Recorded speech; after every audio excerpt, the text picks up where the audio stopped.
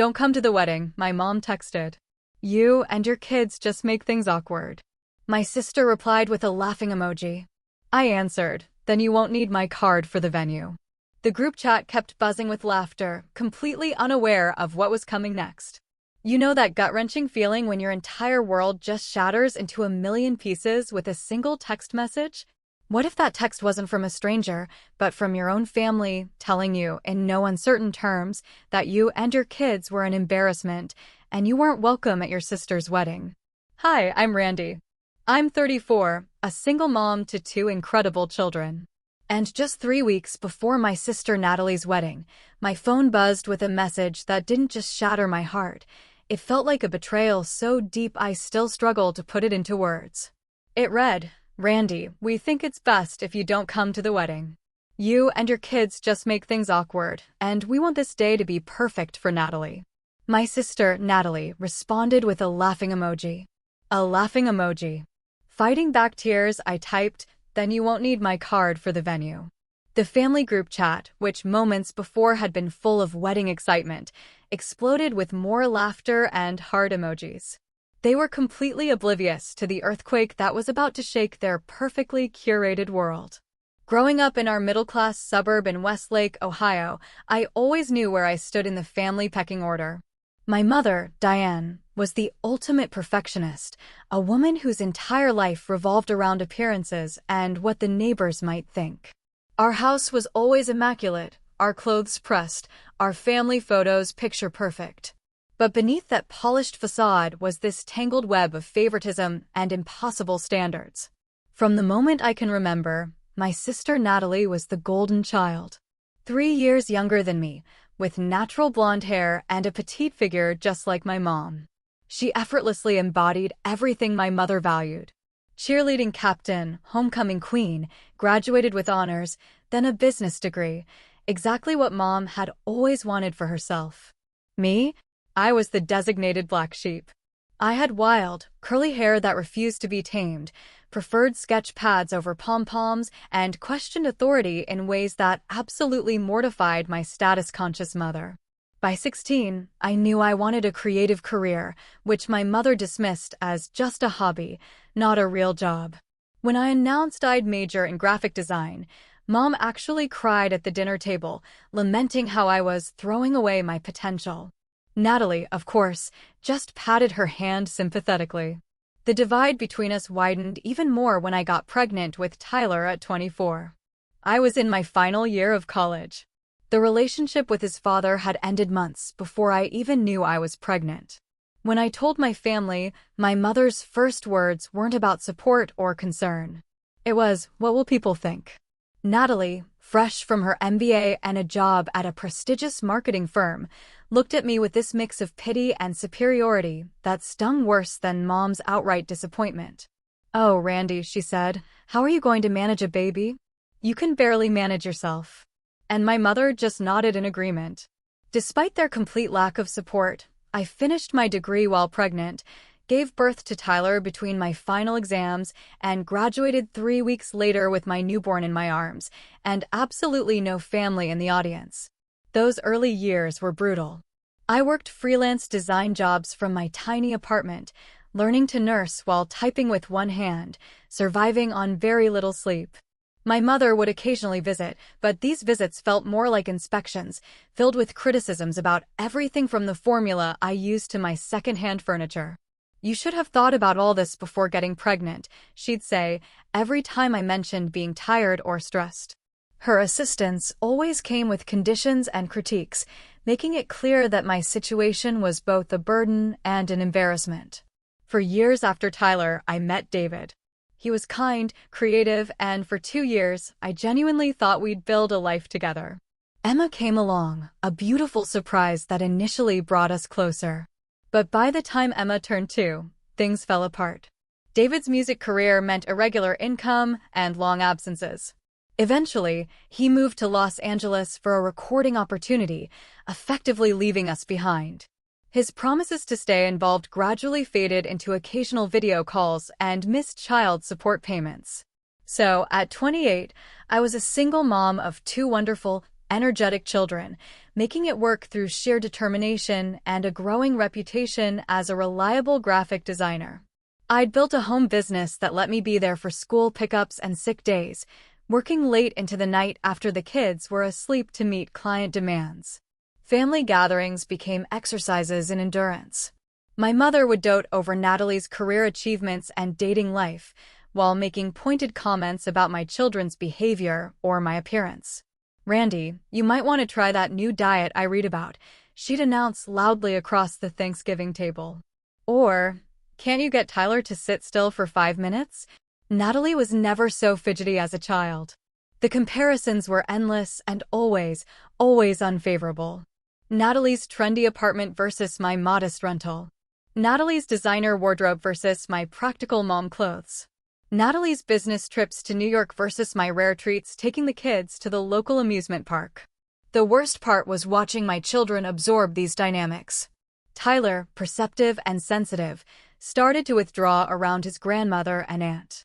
Emma, naturally bubbly, would try harder and harder for their approval, only to be corrected for being too loud or too messy. Still, I persisted. I brought the kids to Sunday dinners twice a month. I remembered everyone's birthdays with thoughtful, often handmade gifts that were received with polite, but underwhelming thanks. I even volunteered to host holidays when I could afford it, enduring my mother's subtle rearranging of my decorations and not-so-subtle improvements to my cooking. Family is family, I'd tell myself. The kids deserve to know their relatives, even if those relatives are deeply flawed. Then came the family dinner 6 months ago. Natalie announced her engagement to James, the son of Harold Wilson, who owned the largest real estate development company in our county. My mother practically vibrated with excitement, already envisioning the social boost this connection would provide. "Just think," she gushed, "James's mother, Eleanor, said our grandchildren will have the best of everything." I watched Mom's eyes slide over to Tyler and Emma, quietly playing cards at the far end of the table. I knew exactly what she was thinking. In her mind, my children weren't part of that grandchildren equation. They were the complications, the less-than-perfect extensions of her less-than-perfect daughter. As everyone toasted the happy couple, I smiled and offered my congratulations, already sensing that this wedding was about to become yet another battlefield in our family's long-running war of appearances versus reality. To my surprise, the engagement set off a flurry of activity that initially included me. The very next day, my mother called. "Randy, we're having a preliminary wedding planning lunch on Saturday. Natalie would like you to be there," she said, her tone implying this was some great honor. "Eleanor Wilson will be joining us, so please wear something appropriate." The pause before appropriate spoke volumes, but I chose to focus on the positive. Asterisk, maybe this wedding would bring us closer. Maybe Natalie genuinely wanted my involvement. Asterisk, that Saturday, I arrived at the upscale restaurant, wearing my nicest blouse and the only dress pants I owned that didn't have a trace of kid-related stains. Emma had been fighting a cold that morning, so I'd had to scramble for a last-minute babysitter, making me 7 minutes late. My mother's tight smile when I slipped into the empty chair told me those 7 minutes had been noted and filed away as yet another one of my failings. Eleanor Wilson was exactly as I'd imagined, expensively dressed, perfectly coiffed, radiating the confidence of old money. She assessed me with a quick glance that somehow took in every detail, from my scuffed flats to my frizzy hair, already battling the morning humidity. "This is Diane's older daughter, Randy," Natalie introduced me with a wave of her newly manicured hand, the massive diamond on her finger catching the light. "She does some kind of computer art or something." "I'm a graphic designer," I corrected gently, extending my hand to Eleanor. "Lovely to meet you. Congratulations on your son's engagement." The lunch proceeded with detailed discussions of venues, guest lists, color schemes. Every time I offered a suggestion, it was politely acknowledged, then immediately dismissed. "What about incorporating some personal elements into the invitations?" I ventured. "I'd be happy to design something custom for Natalie and James, maybe with elements that represent their relationship or interests." "Oh, that's so sweet," Eleanor replied, patting my hand. "But we've already been in contact with Harringtons. They've done all the society weddings in this area for generations." Very exclusive. My mother beamed at this, while Natalie nodded enthusiastically. They did Melissa Porter's wedding last year, the one featured in Ohio Bride magazine. I nodded and took a long sip of water, swallowing my offer along with my pride. As the weeks went by, my involvement in the wedding planning decreased. I'd get occasional texts about decisions that had already been made, framed as updates rather than invitations for input. The only area where my participation seemed actively desired was financial. We found the perfect venue, my mother announced during a rare phone call. The Grand Pavilion at Lakeside Gardens. It's absolutely stunning, but with all the extras Natalie deserves, it's running a bit higher than our budget. The careful pause told me what was coming. I don't suppose you could contribute anything? For your sister's special day? Despite my tight finances, I offered $5,000 toward the venue. It would mean dipping into my emergency fund and postponing some home repairs, but I wanted to show my support in a tangible way. My mother's relieved thanks and promises that I'd be fully involved going forward seemed worth the sacrifice. Shortly after that, Tyler and Emma came bounding into the kitchen one evening, faces alight with excitement. Aunt Natalie called, Tyler announced. She asked if I want to be a junior groomsman, and Emma gets to be a flower girl. My heart warmed. Perhaps things were turning around. Maybe my contribution had helped secure my children's places in the wedding party, showing that we truly were included. That weekend, the four of us went shopping for potential outfits. Tyler needed a suit, Emma a flower girl dress.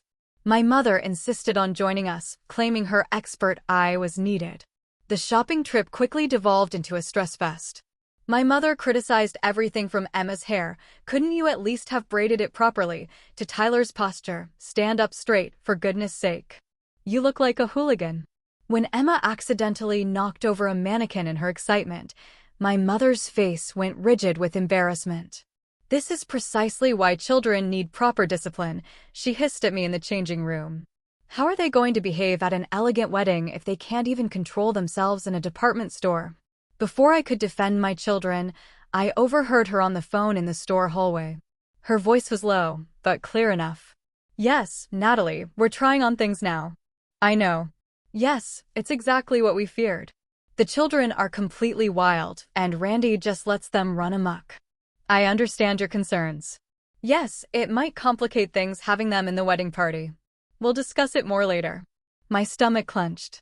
Despite their initial inclusion, my children were now being reevaluated as potential liabilities rather than beloved family members.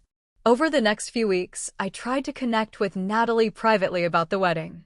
Texts, calls, even suggesting coffee, but she always had an excuse. Swamped with work, tastings, meetings with the planner. Then came the bridal shower. I knew nothing about it until I saw the photos on social media.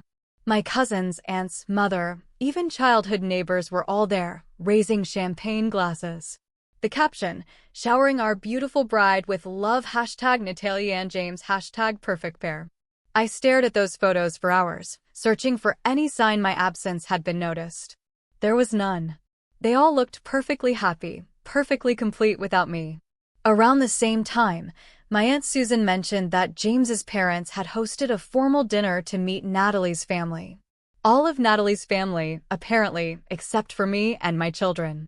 When I casually mentioned this to my mother, she brushed it off. It was very last minute, very small, just immediate family. The phrase immediate family hung between us, its meaning painfully clear. In their minds, I had been reclassified as extended family. Or perhaps no family at all. Rumors started reaching me.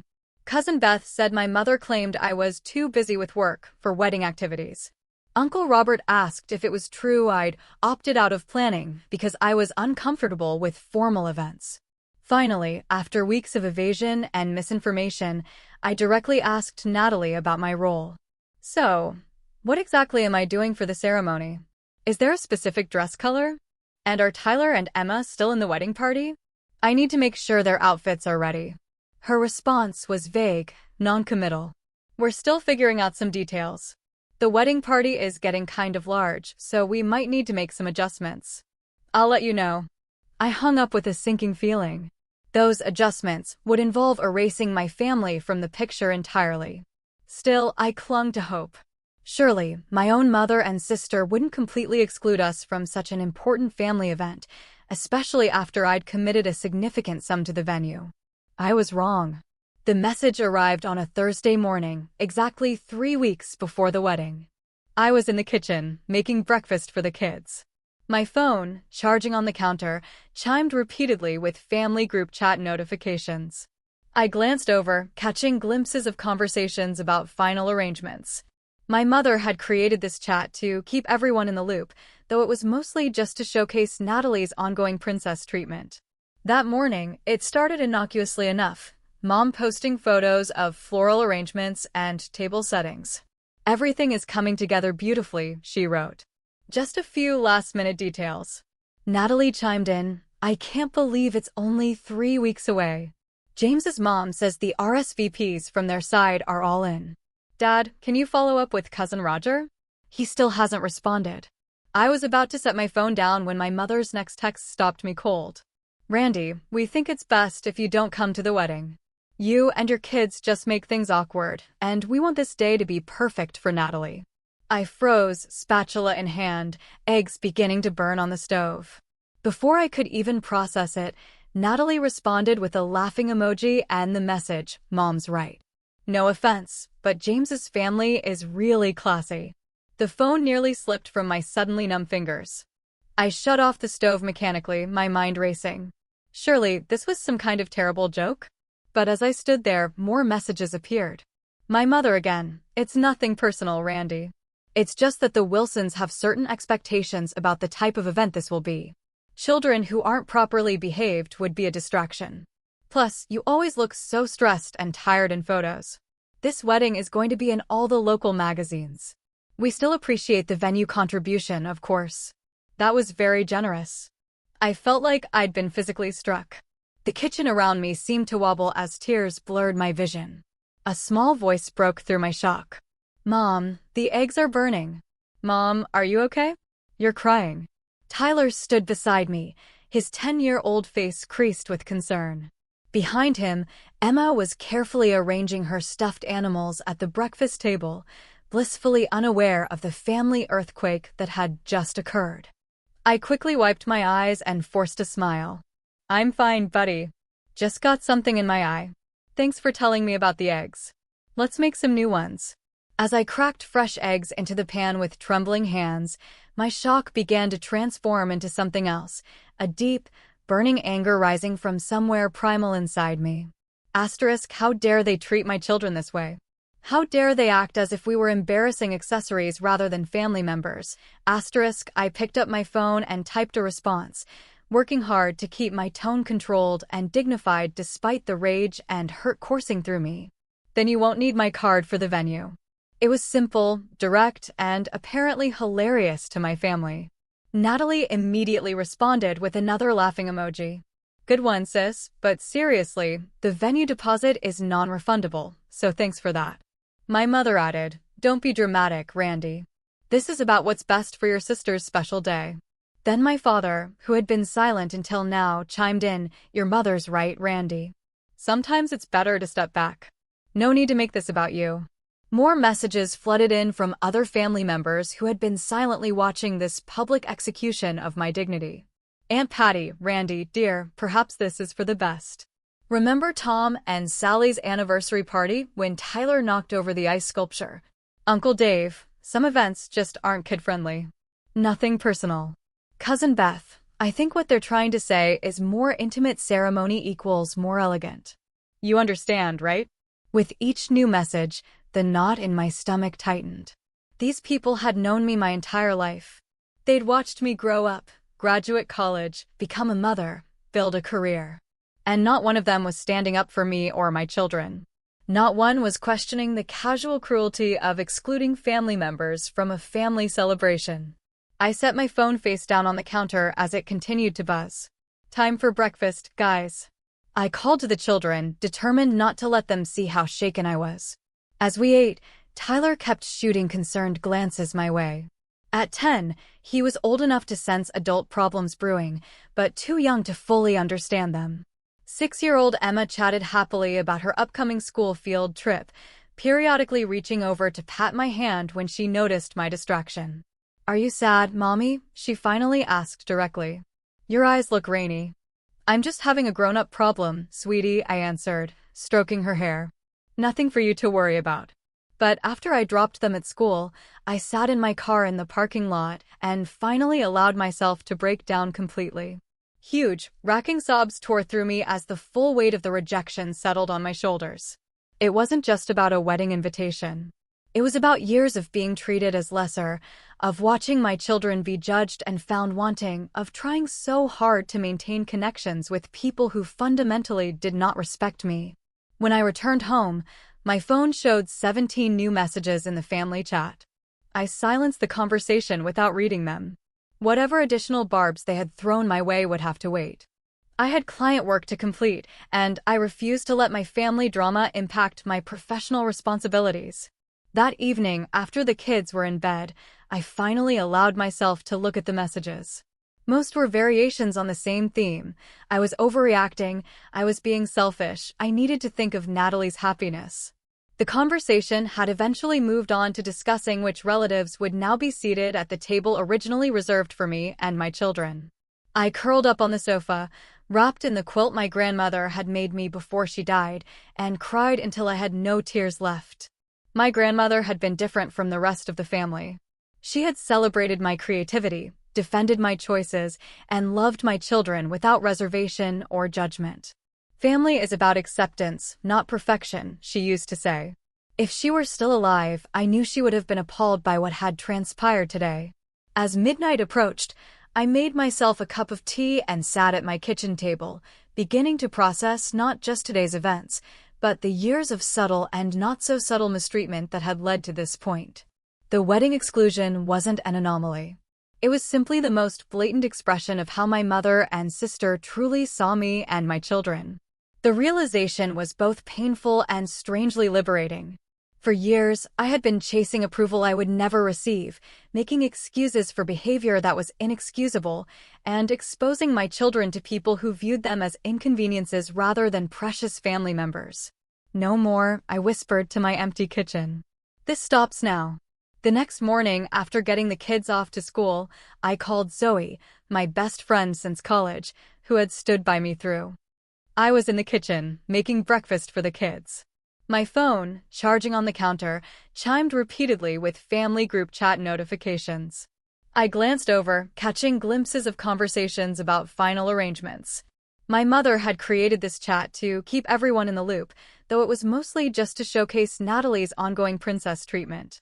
That morning, it started innocuously enough, Mom posting photos of floral arrangements and table settings. "Everything is coming together beautifully," she wrote. Just a few last-minute details. Natalie chimed in, "I can't believe it's only 3 weeks away." James's mom says the RSVPs from their side are all in. "Dad, can you follow up with Cousin Roger?" He still hasn't responded. I was about to set my phone down when my mother's next text stopped me cold. "Randy, we think it's best if you don't come to the wedding. You and your kids just make things awkward, and we want this day to be perfect for Natalie." I froze, spatula in hand, eggs beginning to burn on the stove. Before I could even process it, Natalie responded with a laughing emoji and the message, "Mom's right." No offense, but James's family is really classy. The phone nearly slipped from my suddenly numb fingers. I shut off the stove mechanically, my mind racing. Surely, this was some kind of terrible joke? But as I stood there, more messages appeared. "My mother again. It's nothing personal, Randy. It's just that the Wilsons have certain expectations about the type of event this will be. Children who aren't properly behaved would be a distraction. Plus, you always look so stressed and tired in photos. This wedding is going to be in all the local magazines. We still appreciate the venue contribution, of course." That was very generous. I felt like I'd been physically struck. The kitchen around me seemed to wobble as tears blurred my vision. A small voice broke through my shock. "Mom, the eggs are burning." "Mom, are you okay? You're crying." Tyler stood beside me, his 10-year-old face creased with concern. Behind him, Emma was carefully arranging her stuffed animals at the breakfast table, blissfully unaware of the family earthquake that had just occurred. I quickly wiped my eyes and forced a smile. "I'm fine, buddy.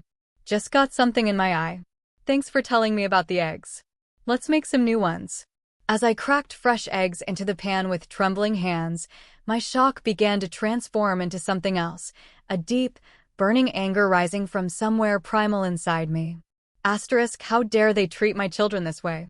How dare they act as if we were embarrassing accessories rather than family members? Asterisk, I picked up my phone and typed a response, working hard to keep my tone controlled and dignified despite the rage and hurt coursing through me. "Then you won't need my card for the venue." It was simple, direct, and apparently hilarious to my family. Natalie immediately responded with another laughing emoji. "Good one, sis, but seriously, the venue deposit is non-refundable, so thanks for that." My mother added, "Don't be dramatic, Randy. This is about what's best for your sister's special day." Then my father, who had been silent until now, chimed in, "Your mother's right, Randy. Sometimes it's better to step back. No need to make this about you." More messages flooded in from other family members who had been silently watching this public execution of my dignity. "Aunt Patty, Randy, dear, perhaps this is for the best. Remember Tom and Sally's anniversary party when Tyler knocked over the ice sculpture? Uncle Dave, some events just aren't kid-friendly. Nothing personal. Cousin Beth, I think what they're trying to say is more intimate ceremony equals more elegant. You understand, right?" With each new message, the knot in my stomach tightened. These people had known me my entire life. They'd watched me grow up, graduate college, become a mother, build a career. And not one of them was standing up for me or my children. Not one was questioning the casual cruelty of excluding family members from a family celebration. I set my phone face down on the counter as it continued to buzz. "Time for breakfast, guys." I called to the children, determined not to let them see how shaken I was. As we ate, Tyler kept shooting concerned glances my way. At 10, he was old enough to sense adult problems brewing, but too young to fully understand them. 6-year-old Emma chatted happily about her upcoming school field trip, periodically reaching over to pat my hand when she noticed my distraction. "Are you sad, Mommy?" she finally asked directly. "Your eyes look rainy." "I'm just having a grown-up problem, sweetie," I answered, stroking her hair. "Nothing for you to worry about." But after I dropped them at school, I sat in my car in the parking lot and finally allowed myself to break down completely. Huge, racking sobs tore through me as the full weight of the rejection settled on my shoulders. It wasn't just about a wedding invitation. It was about years of being treated as lesser, of watching my children be judged and found wanting, of trying so hard to maintain connections with people who fundamentally did not respect me. When I returned home, my phone showed 17 new messages in the family chat. I silenced the conversation without reading them. Whatever additional barbs they had thrown my way would have to wait. I had client work to complete, and I refused to let my family drama impact my professional responsibilities. That evening, after the kids were in bed, I finally allowed myself to look at the messages. Most were variations on the same theme. I was overreacting, I was being selfish, I needed to think of Natalie's happiness. The conversation had eventually moved on to discussing which relatives would now be seated at the table originally reserved for me and my children. I curled up on the sofa, wrapped in the quilt my grandmother had made me before she died, and cried until I had no tears left. My grandmother had been different from the rest of the family. She had celebrated my creativity, defended my choices, and loved my children without reservation or judgment. "Family is about acceptance, not perfection," she used to say. If she were still alive, I knew she would have been appalled by what had transpired today. As midnight approached, I made myself a cup of tea and sat at my kitchen table, beginning to process not just today's events, but the years of subtle and not-so-subtle mistreatment that had led to this point. The wedding exclusion wasn't an anomaly. It was simply the most blatant expression of how my mother and sister truly saw me and my children. The realization was both painful and strangely liberating. For years, I had been chasing approval I would never receive, making excuses for behavior that was inexcusable, and exposing my children to people who viewed them as inconveniences rather than precious family members. "No more," I whispered to my empty kitchen. This stops now. The next morning, after getting the kids off to school, I called Zoe, my best friend since college, who had stood by me through. Wasn't just an extra they were hoping to extract from me. It was a critical component of their budget that they were counting on, despite having explicitly uninvited me from the event. My next call was to my Aunt Susan, my mother's younger sister, and the family member most likely to give me straight answers without an agenda. Aunt Susan, can I ask you something about Natalie's wedding? I need you to be honest with me. Of course, honey. I heard there was some drama about you not attending. Your mother said you were having some personal issues and thought it best to skip it. Her voice was carefully neutral. That's not true. They explicitly uninvited me and the kids. But what I want to know is what they've told James's family about us. Have you met the Wilsons? Susan's long pause told me she was deciding how much to reveal. Yes, I met them at the engagement dinner. Eleanor Wilson is very concerned with appearances. During that dinner, your mother mentioned you only once. She said you were an artist living in another state. I live 20 minutes away from her house. I know. And when James asked if you had children, your mother changed the subject very quickly. I got the distinct impression that she's pretending you have a very different life than you actually do. A cold realization washed over me. They're ashamed of us. They're literally hiding our existence to impress these people. I think your mother sees this as Natalie's big chance to marry into the kind of social circle she's always wanted access to, Susan said carefully. She doesn't want anything to complicate that narrative. And my children and I complicate the narrative. In her mind, yes. You know your mother, Randy. She's always been obsessed with appearances. Remember how she used to make us change clothes 3 times before visiting Grandma at the nursing home? After thanking my aunt, I made one more call, this time to a lawyer friend who specialized in contract law. I explained the situation with the venue payment and asked about my legal obligations. If you never signed anything, you have no legal obligation, he assured me. A verbal promise of a gift doesn't constitute a binding agreement. If your name isn't on the venue contract, you're in the clear legally. What if they put my name on the contract without my knowledge? Said I was covering part of the payment. That would be problematic for them, not you. They can't obligate you to a contract you never signed, but it might create complications with the venue if they're expecting your payment. By the end of the day, I had a much clearer picture of what was happening. My mother and sister had been counting on my financial contribution while simultaneously deciding I wasn't worthy of attending the event. They had effectively erased me from their carefully constructed family narrative to impress the Wilsons. And most disturbingly, they saw absolutely nothing wrong with any of this. As I tucked my children into bed that night, watching their innocent faces relaxed in sleep, a steely resolve formed in my heart. This wasn't just about a wedding invitation anymore. This was about teaching my children what it meant to have self-respect, to set healthy boundaries, and to recognize when relationships were damaging rather than nurturing. We deserve better, I whispered, kissing their foreheads. And I'm going to make sure we get it. The next morning, I woke with a clarity I hadn't felt in years. The path forward wasn't about revenge or drama, but about justice, self-respect, and breaking unhealthy patterns. I opened my laptop and began organizing my thoughts into a concrete plan of action. First, I consulted again with my lawyer friend, Mike, about the specifics of the venue situation. We met for coffee, and I brought all the text messages and information I had gathered. Based on everything you've told me, you have no legal obligation to provide this money, Mike confirmed after reviewing the messages. However, if they listed you as a partial payer on the contract without your signature, that could create complications for them with the venue. That's exactly what I suspect happened, I said.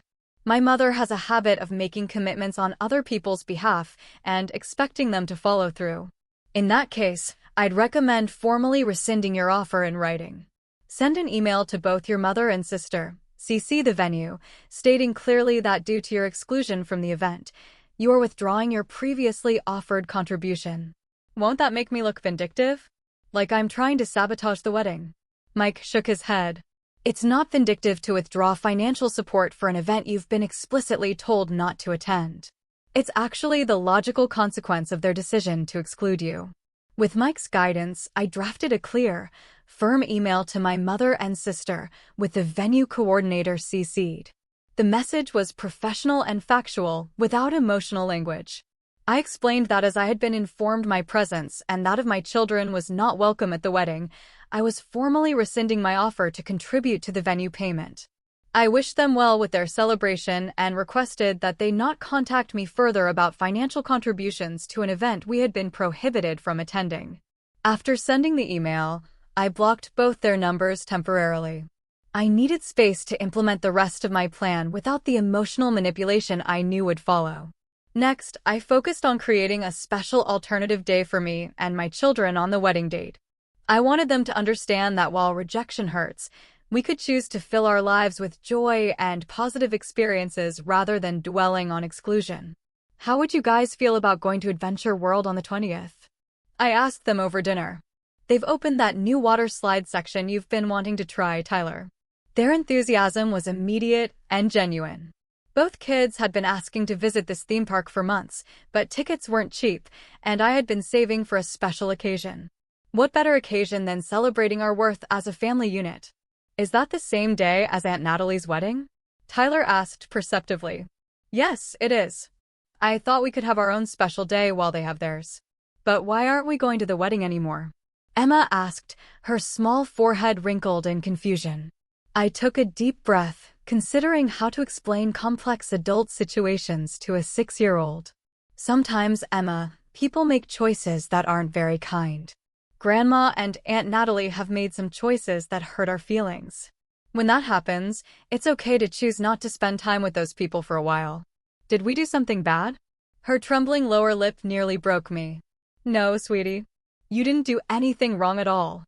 This is about them, not us.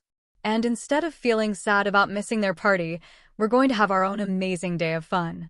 As the kids discussed which rides they wanted to try first, I reflected on how these conversations were teaching them crucial life lessons about self-worth and healthy relationships.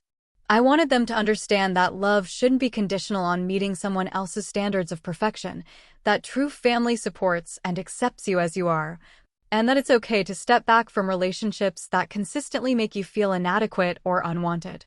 Over the following days, I continued to ignore the mounting voicemails and messages from various family members. Most were pressuring me to reconsider my stance on the venue payment, with increasing degrees of guilt-tripping and manipulation. My father tried to appeal to my sense of family loyalty. My aunt suggested I was being stubborn and selfish. My sister sent a text accusing me of trying to ruin the biggest day of her life. I let them all go unanswered, focusing instead on my work, my children, and the small community of genuine friends who had rallied around us. Zoe organized a movie night. My neighbor Barbara, a retired teacher, brought over homemade cookies and offered extra babysitting hours. My regular client, sensing something was wrong, sent thoughtful messages checking on my well-being. It was during this period of enforced radio silence from my family that I received an unexpected call from a number I didn't recognize. When I answered, the male voice took me by surprise. Randy, this is James, Natalie's fiancé. I hope you don't mind me calling you directly. I got your number from the family contact list. I hesitated, unsure of his purpose or how much he knew. Hello, James. This is unexpected. I'm sure it is. Look, I'll get right to the point. There seems to be some confusion about the wedding guest list, and I'm trying to get clarity. Natalie told me you didn't want to attend our wedding, but then I heard from the venue that there's some issue with the payment you had offered. I'm honestly confused about what's happening. The genuine bewilderment in his voice suggested he truly had no idea about the actual situation. I took a deep breath. James, I'm going to tell you something that might be difficult to hear. I never said I didn't want to attend your wedding. In fact, until last week, my children and I were under the impression that we were not only invited, but participating in the ceremony. Tyler was supposed to be a junior groomsman, and Emma was going to be a flower girl. What? But Natalie said, she told me you weren't comfortable with formal events and preferred not to come. She said your kids had some behavioral issues that made large gatherings difficult for them. The hurt must have been evident in my silence, because he quickly continued, I'm sorry. I shouldn't have repeated that. I'm just trying to understand what's going on. The truth is, James, my mother and sister explicitly uninvited us via a group text. They said my children and I make things awkward and would interfere with having a perfect day. They still expected me to contribute $5,000 toward the venue despite uninviting us. That can't be right, he said, but the uncertainty in his voice suggested he was beginning to question the narrative he'd been given. I can forward you the entire text exchange if you'd like to see it for yourself. Would you? I'd really appreciate that. This doesn't sound like the Natalie I know, but, well, there have been some strange tensions around the wedding planning that I haven't fully understood. After our call, I forwarded the entire humiliating text thread to James, along with screenshots of some of the follow-up messages pressuring me to still pay for the venue despite our exclusion. It wasn't about trying to create problems between them, but about finally bringing truth to a situation shrouded in lies and manipulation. James called back 30 minutes later, his voice noticeably shaken. I don't even know what to say. I had no idea this was happening. My parents have been asking about meeting you and your kids. And Natalie kept making excuses about why it hadn't happened yet. I just assumed you were busy. Or maybe there was some minor family tension, not this. I'm sorry you're finding out this way, I said sincerely. For what it's worth, I think Natalie genuinely cares about you. She just also cares tremendously about impressions and status, a value she inherited directly from our mother. I need to talk to her about this, and my parents. They would be horrified if they knew family members were being excluded like this. That's not how we operate. After hanging up, I felt a strange mix of vindication and sadness. I hadn't set out to create drama or come between Natalie and James, but the truth had a way of surfacing eventually. Whatever happened next was out of my hands. I had been honest, set appropriate boundaries, and was focusing on creating a positive experience for my children despite the painful situation. For the next 5 days, I heard nothing from any family members. The sudden silence after days of constant pressure was disconcerting, but also peaceful. I used the time to finalize our Adventure World plans, putting together a small backpack for each child with snacks, sunscreen, and a change of clothes. We talked excitedly about which rides to try first and whether we would be brave enough for the new vertical drop water slide. As the wedding day approached, I found myself feeling stronger and more centered than I had in years. The initial shock and hurt had transformed into a kind of quiet determination. This experience, painful as it was, had forced me to confront and begin dismantling the dysfunctional patterns that had defined my family relationships for decades. You seem different, Mom, Tyler observed the night before our planned theme park visit as I tucked him into bed. Not sad anymore. I am different, I agreed. Sometimes hard things help us grow stronger, like how plants need storms to make their roots dig deeper. I smiled at his insight. Exactly like that. Now get some sleep. Tomorrow is going to be an adventure. The morning of Natalie's wedding dawned bright and clear. I woke before my alarm, a mixture of emotions swirling through me despite my best efforts at detachment. Somewhere across town, my sister was preparing to become a wife. My mother was likely fussing over every detail, determined to create the perfect illusion of family harmony for the Wilsons and other guests. And here I was, choosing a different path entirely. I pushed those thoughts aside as I heard the excited footsteps of my children racing down the hallway. Mom, is it time to go to Adventure World? Emma burst into my room, already wearing the swimsuit we had laid out the night before, though inside out and backwards. Tyler followed more sedately, but the gleam in his eyes betrayed his equal excitement. I checked the weather app. It's going to be 87 degrees and sunny, perfect for water slides. I laughed, helping Emma fix her swimsuit. Let's have breakfast first, then we can head out. The park opens at 10 o'clock.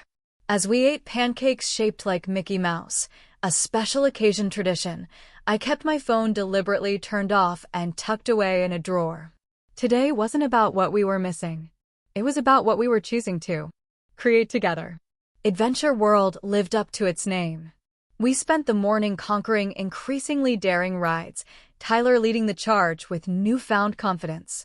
Emma squealed with delight as water splashed around us. We took silly photos with costumed characters, indulged in overpriced theme park food, and participated in every interactive game along the midway. During a brief rest on a bench in the shade, Tyler looked up at me with serious eyes. "This is better than a boring wedding anyway, right, Mom?" I considered my answer carefully. Different experiences are valuable in different ways, Tyler.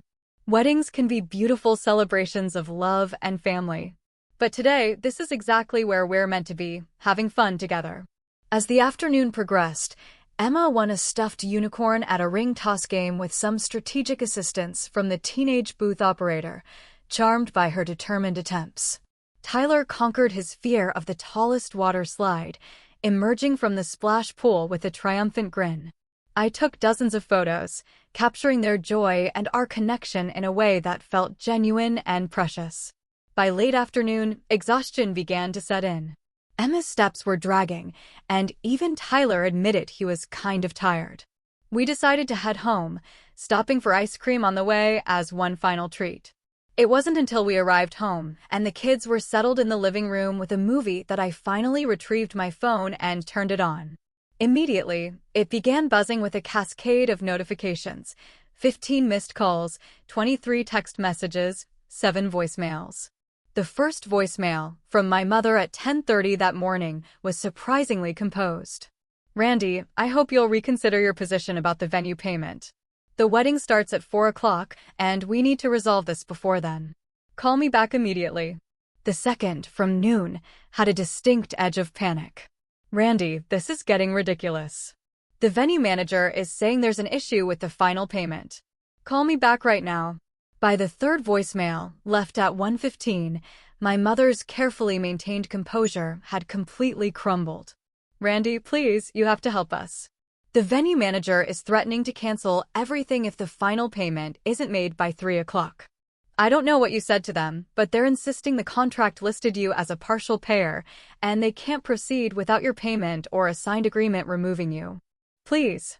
Natalie is in tears. "You can't ruin her wedding like this."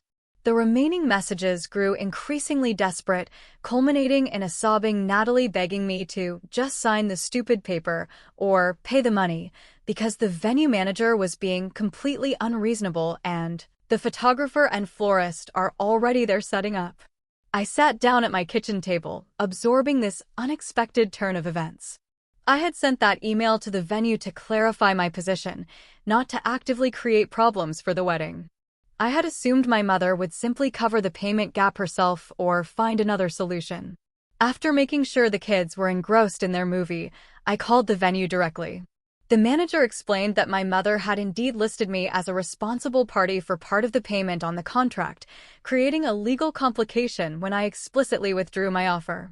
"We tried to be flexible," she explained, "but when no payment was forthcoming and no amended agreement was signed, we had to follow our contract terms. We couldn't hold the space without full payment." "Has the situation been resolved?" I asked. "Not to my knowledge. The last update I received was that they were attempting to secure an alternative venue for a scaled-down version of the reception. The ceremony was moved to the church that was originally just for the service." After thanking her, I sat in silence, processing everything.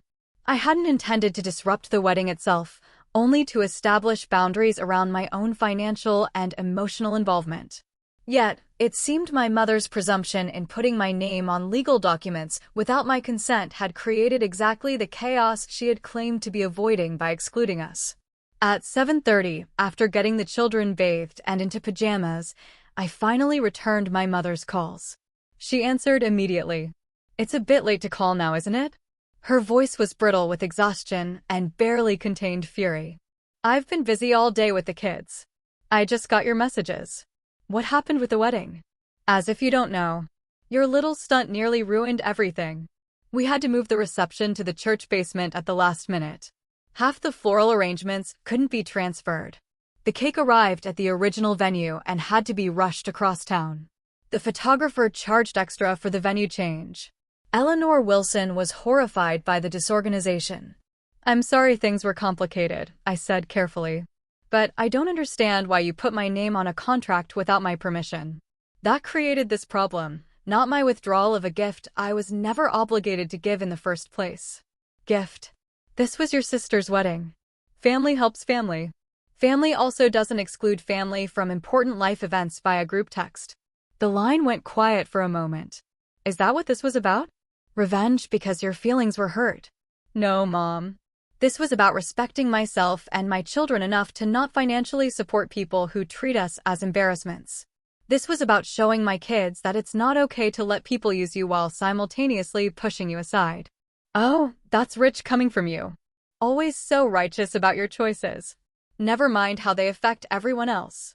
Do you have any idea the damage you've caused? James's parents left early.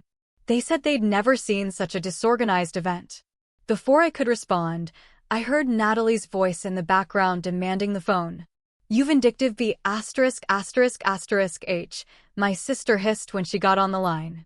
You couldn't stand that I was having something special, could you? You had to make it all about you and your issues. Natalie, I didn't create this situation. All I did was withdraw financial support from an event I was explicitly told not to attend. The consequences came from Mom putting my name on legal documents without my knowledge or consent. You could have just paid it anyway. Or signed their stupid form. You knew how important this day was to me. And you knew how hurtful it was to uninvite your niece and nephew from being in your wedding party. You knew how humiliating it was to exclude your own sister via group text. You made your choices, and I made mine. The conversation devolved further, with Natalie alternating between tearful accusations and angry threats about how I would regret this and never be forgiven. I remained calm, repeatedly bringing the focus back to the actual sequence of events and the natural consequences of their actions. After hanging up, I was surprised to receive a text message from James. I want you to know that none of this was your fault. What happened today opened my eyes to some dynamics I hadn't fully recognized. Thank you for your honesty. I hope someday we can start fresh as family. The next day, social media was conspicuously quiet. Typically, my mother and sister would have been posting professional wedding photos with carefully crafted captions about the perfect day and beautiful celebration. Their silence spoke volumes about how far the reality had diverged from their expectations. 3 days later, I received a surprising call from Eleanor Wilson, James's mother. Randy, this is Eleanor Wilson, James's mother. I hope you don't mind me calling. Not at all, Mrs. Wilson. How can I help you? Please call me Eleanor. I wanted to reach out personally to invite you and your children to brunch this Sunday. James has told us so much about his new niece and nephew, and we're eager to meet you all. I was momentarily speechless. That's very kind of you. We'd be happy to come. Wonderful. And Randy, I want you to know that James has explained the circumstances surrounding the wedding. My husband and I were quite disturbed to learn how you and your children were treated. That's not the kind of family values we raised our son with. After we arranged the details for Sunday, I sat in stunned silence, trying to process this unexpected turn of events. Somehow, in attempting to erase me from their perfect family narrative, my mother and sister had instead revealed the true dysfunction that had been lurking beneath the surface all along. The brunch with the Wilsons turned out to be a pivotal moment in our family's journey. Harold and Eleanor welcomed us into their spacious, but comfortable home with genuine warmth. Unlike the intimidating elitists my mother had portrayed, they were down-to-earth and immediately engaged with my children in a way that put them at ease. Tyler, James tells me you're quite the baseball player, Harold said, showing him a collection of signed memorabilia in his study. Emma, would you like to see the dollhouse that was mine when I was a little girl? Eleanor asked. I've kept it all these years, hoping someday I'd have a granddaughter to share it with. As the children explored these treasures, Eleanor joined me on the patio with glasses of iced tea. I want to be direct with you, Randy, she said after some pleasantries. What your mother told us about you and what we've learned for ourselves are very different things. What exactly did she tell you? I asked, finally able to confirm my suspicions. That you lived out of state, that you had made lifestyle choices the family found difficult, that you struggled with stability. Her diplomatic phrasing couldn't fully disguise the implication. And now I see a devoted mother raising 2 wonderful children. James speaks highly of your work as a designer. And most importantly, I see someone who had the strength to stand up for herself and her children in a difficult situation. It wasn't about revenge, I said, feeling it important that she understand. It was about not allowing my children to internalize the message that they weren't good enough. I understand that better than you might think, Eleanor said, surprising me. My own mother was similar to yours in many ways. Appearances meant everything. I wasn't the daughter she wanted either. That conversation marked the beginning of an unexpected alliance. While my own mother maintained a chilly distance following the wedding debacle, the Wilsons began regularly including me and my children in family gatherings. Emma and Tyler developed a genuine friendship with their new Uncle James, who turned out to have a talent for connecting with children that surprised even Natalie. In the months that followed, I committed to therapy, finally unpacking the years of conditional love and subtle undermining that had shaped my self-perception. My therapist helped me understand that the wedding incident hadn't created the family dysfunction. It had merely exposed patterns that had existed for decades. Your mother has narcissistic tendencies, my therapist explained. And your sister learned early on that emulating your mother's values was the path to approval. Neither of them is likely to fundamentally change without their own committed therapy work. With this understanding, I began to establish clearer boundaries with my family of origin. I declined Sunday dinners that invariably devolved into criticism sessions. I limited phone conversations with my mother to 15 minutes and redirected when she began disparaging me or the children. I filtered information carefully, sharing only what felt safe and keeping our most precious moments private. The children flourished under these new boundaries. Tyler's teacher commented on his increased confidence at school, noting he was participating more in class discussions and had made new friends on the playground. Emma's occasional anxiety about being good enough for activities gradually faded, replaced by a natural enthusiasm for trying new things without fear of harsh judgment. My business grew as well, as I redirected energy previously spent managing family drama into developing my client base and refining my skills. I secured several large corporate contracts that provided greater financial stability than the piecemeal work I had relied on before. When Thanksgiving approached, I braced myself for the usual complicated negotiations about holiday gatherings. To my surprise, James called with an invitation. "We're hosting at our place this year," he said. "Eleanor suggested we start some new traditions. We'd really love for you and the kids to join us." "What about my mother and father?" I asked carefully. "They've been invited too, but with clear expectations about behavior.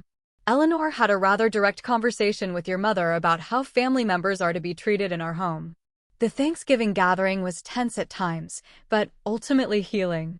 My mother was noticeably subdued, lacking her usual audience for critical comments. My father seemed relieved by the structure Eleanor subtly imposed on the interactions.